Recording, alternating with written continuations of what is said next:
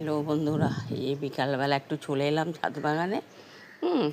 ভাবলাম একটুখানি গাছপালা, রোদের মধ্যে কিছু করতে পারি না জানেন তো, ওই জন্য বিকালবেলা একটু এলাম, গাছপালাকে দেখে একটু শান্তি পাবো। আর এই দেখেন না, এলাম। আচ্ছা এগুলো দেখেন তো, এটা বরবটি নাকি আমি বুঝতে পারছি না জানেন তো। এই বরবটি গাছের মতন পাতাটা জানেন তো, আর এই পাতার মধ্যে এরকম কি বরবটি হয়? এই যে দেখেন, এই যে তুলে রাখলাম। এই যে দুটো তুলেছি, আর এই দেখেন না গাছে আছে।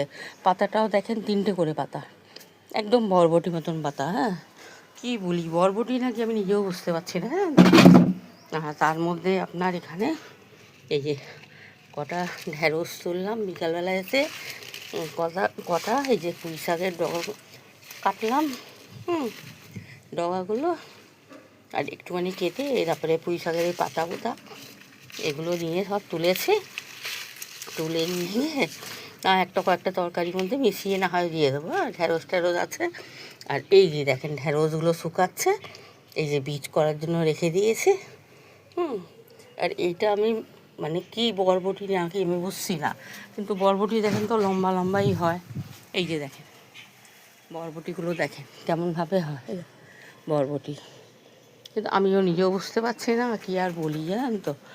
এইভাবেই করে এগুলো রেখেছে একটু শুকানোর জন্য। একটু শুকিয়ে গেলে মানে বীজটা দেখে খুলে দেখবো বীজটা কেমন হয়, কিন্তু আমি নিজেও বুঝতে পারছি না। এমন তো কোনো দেখিনি, এত ছোটো ছোটো বরবটি হয়, আমি সেটা জানিও না। হ্যাঁ, তবে কী করি, এই যে কোণার মধ্যে একটুখানি ঢুকিয়ে এদিক সেদিক করে রাখি। শুকিয়ে গেলে তারপরে আবার সেগুলো বীজগুলো বার করে নিয়ে রেখে দেবো একটা জায়গার মধ্যে। হ্যাঁ, তাহলে একটু গরম ভাবটাও থাকে, রোদটাও পড়ে। আর আজকে ওয়েদারটা দেখেন না কি সুন্দর, কেমন মেঘলা মেঘলা, খুব ভালো লাগছে দেখে। আর এদিকে দেখেন না মাচাগুলো সব এখন পড়ে যাচ্ছে। বৃষ্টি একটু হলে ঝড়টা হয় তো, এর মধ্যে সব ছড়িয়ে যায়, কিছু করা যায় না। তো ভাবলাম একটুখানি মাচাটাও ঠিক করি। এইসব আবিজাবি বার করেছি, বার করার পরে দিলাম।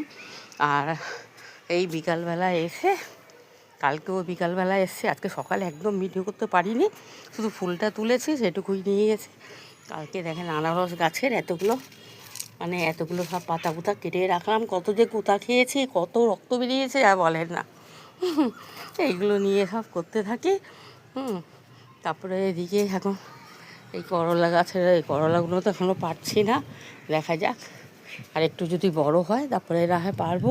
আর ছোটো আছে, হ্যাঁ, এটা বাড়বে কিনা জানি না। একটা উচ্ছে হচ্ছে, একটা করলা হচ্ছে, বোঝা মুশকিল কোনটা বড় হচ্ছে। যখন যেমন পাই তুলে নিয়ে চলে যাই জানেন তো। আর এই